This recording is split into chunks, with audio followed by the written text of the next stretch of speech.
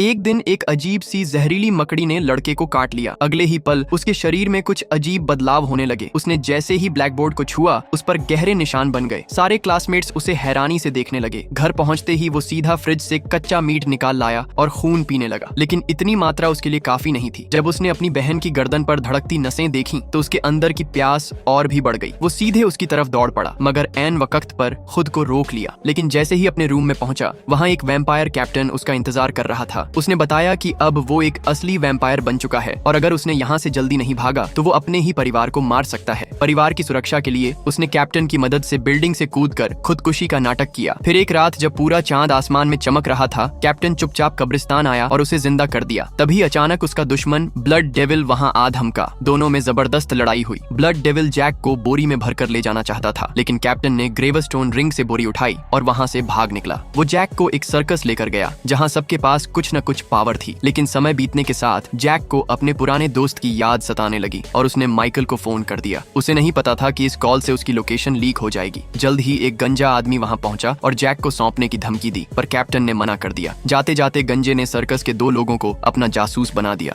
Blood devil के बदले से निपटने के लिए कैप्टन ने जैक को ट्रेन करना शुरू किया, लेकिन इंसानी खून ना पीने की वजह से जैक में कोई अटैक पावर नहीं थी। मजबूरी में कैप्टन एक निर्दोष इंसान को पकड़ लाया, पर जैक ने उसे नुकसान पहुंचाने से मना कर दिया। जब वह अपने माता पिता से मिलने गया तो घर खाली था। सिर्फ एक चिट्ठी मिली जिससे पता चला कि उन्हें ब्लड डेविल ने अगवा कर लिया है। वो उस पते पर पहुंचा तो देखा उसके माता पिता को रस्सियों से बांधकर लटकाया गया था। तभी उसका दोस्त माइकल सामने आया। अब वो ब्लड डेविल के गैंग में शामिल हो चुका था। उसने जैक को धमकी दी कि अगर वो अपनी गर्लफ्रेंड को मार दे तो उसके माता पिता को छोड़ देगा। गुस्से में जैक उस पर टूट पड़ा, लेकिन माइकल ने उसे जोर से पटक दिया। इसी बीच कैप्टन मौके पर पहुंचा और एक जहरीली मकड़ी माइकल पर फेंकी। फिर वो ब्लड डेविल से भिड़ गया। वहीं जैक की गर्लफ्रेंड ने अपनी पूंछ से रस्सियां काटी और जैक के पास आई। उसने अपनी गर्दन आगे बढ़ा दी ताकि जैक खून पी सके। जैसे ही जैक ने उसे काटा, उसकी पावर एक्टिव हो गई। जैक ने फौरन ब्लड डेविल पर अटैक कर उसे दूर फेंक दिया। फिर कैप्टन ने चाकू से ब्लड डेविल का दिल चीर दिया। तभी कोने में छुपा गंजा आदमी सामने आया। सबको समझ आ गया कि ये सब उसी की चाल थी। जैक ने तुरंत माइकल पर हमला किया